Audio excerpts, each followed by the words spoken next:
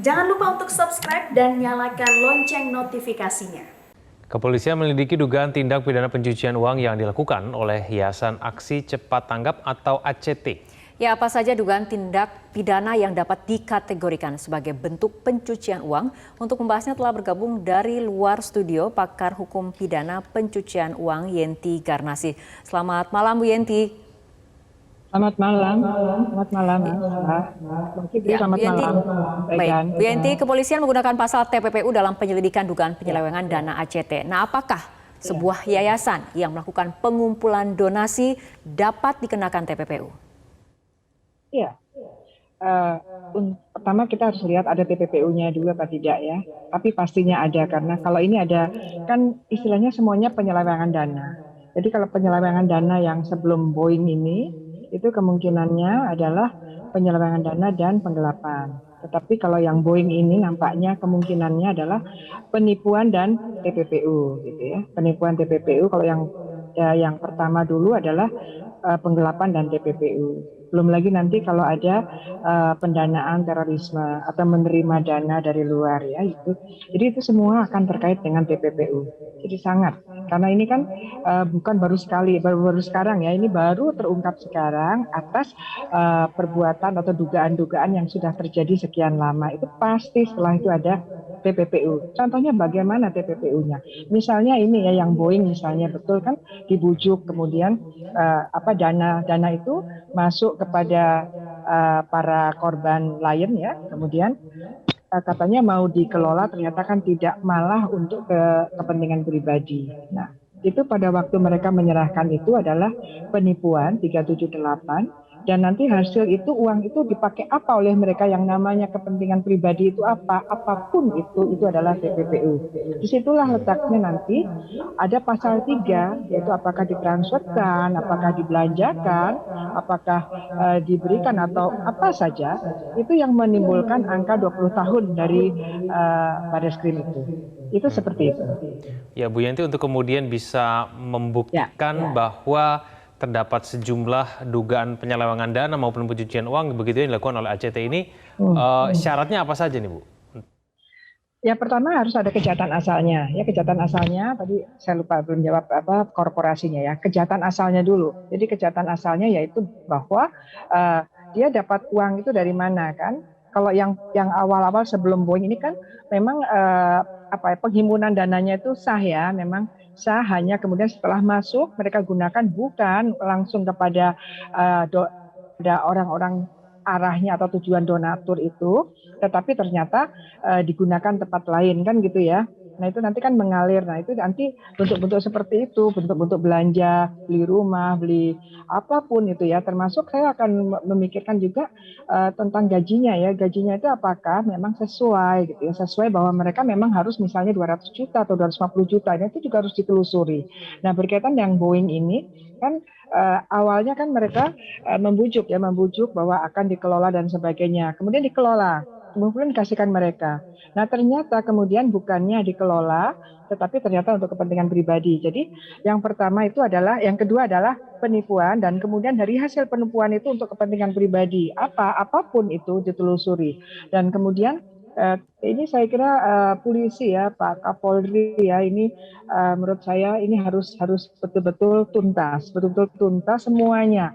Semua data yang sekarang informasi harus masuk dalam penyelidikan, harus segera ada penyidikannya bahwa terjadi kejahatannya, misalnya juga terjadi pendanaan terorisme dari donatur-donatur itu. Pendanaan terorisme itu adalah sempalan dari TPPU sebelum kita mempunyai undang-undang TPPU, undang-undang pendanaan terorisme.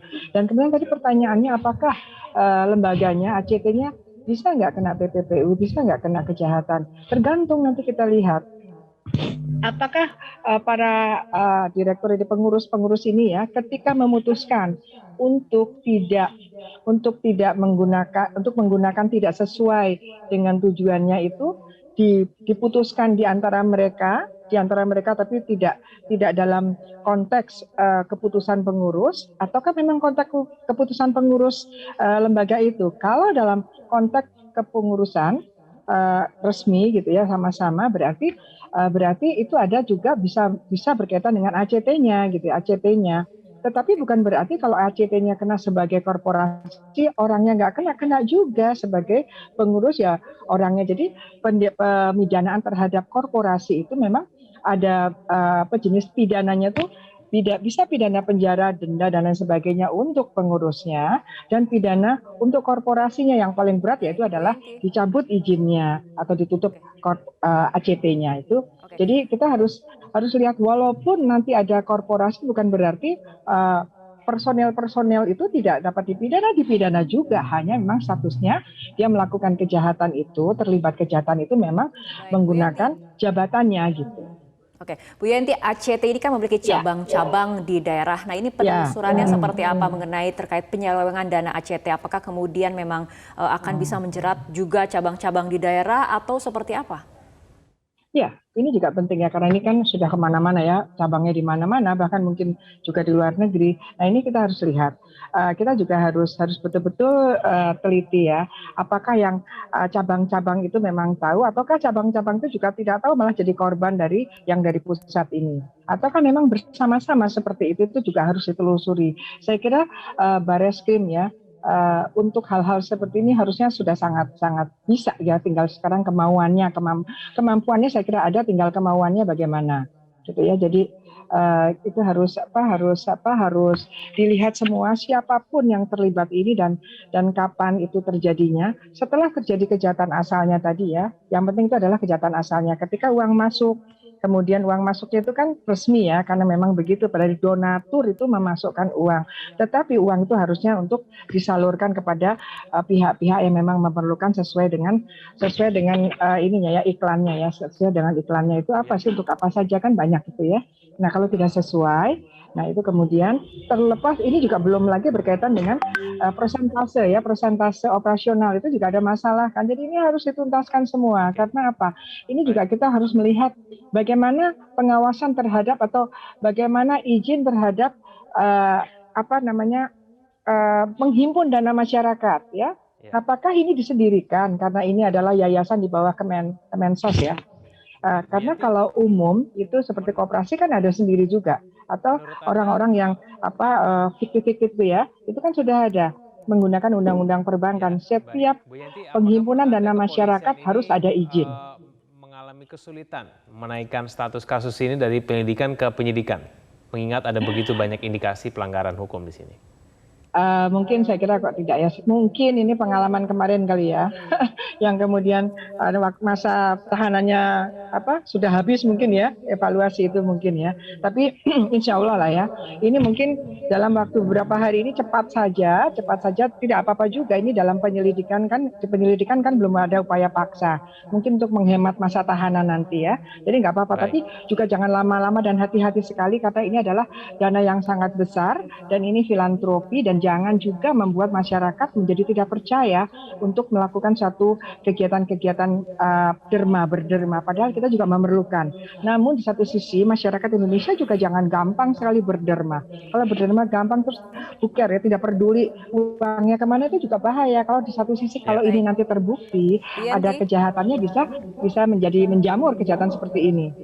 Oke, Bu Yenti, untuk polisi sendiri kan saat ini sedang memeriksa beberapa saksi dan kemudian kasusnya masih dalam tahap penyelidikan, belum sampai ke penyidikan. Kemudian PPATK juga sudah melaporkan hasil analisanya ke aparat penegak hukum. Nah, mengenai PPATK sendiri, langkah PPATK membekukan 300 rekening ACT merupakan tindakan yang tepatkah menurut Anda? Saya tidak tahu dia menggunakan undang-undang apa, pendekatan undang-undang apa ya. Nanti kita lihat, tapi segera saja ini juga karena sudah ada pembekuan ya. Harusnya kan kalau nanti sudah ada penyidikan, itu nanti kan bisa ada penundaan transaksi sementara. Itu ada 5 hari kerja. Setelah itu pemblokiran, pertama 30 hari kerja. Tapi itu oleh penyidik, penuntut umum maupun pengadilan gitu ya. Jadi ini harus cepat-cepat, apa yang dilakukan KPK itu harus cepat-cepat ditangkap lah. Ini yang mengkhawatirkan. Harusnya sesegera mungkin Bareskrim mengambil alih dengan cara ya menaikkan status, supaya kalau statusnya penyelidikan belum bisa kita melakukan, kalau Bareskrim melakukan penyidikan, melakukan penyitaan, pemblokiran dan lain sebagainya. Jadi saya kira ini harus cepat-cepat karena memang sesuai dengan sifatnya kejahatan ekonomi, kejahatan ini juga bisa jadi nanti arahnya ke white collar crime maybe mungkin itu memang memerlukan percepatan. Tidak bisa berlama-lama. Bu Yenti, semoga kemudian ada percepatan pengusutan supaya kemudian lebih jelas informasi. Betul. Terima kasih. Ya, ini berbahaya. Bu Yenti. Terima kasih. Ya, telah bergabung bersama kami di Prime Time News. Selamat malam.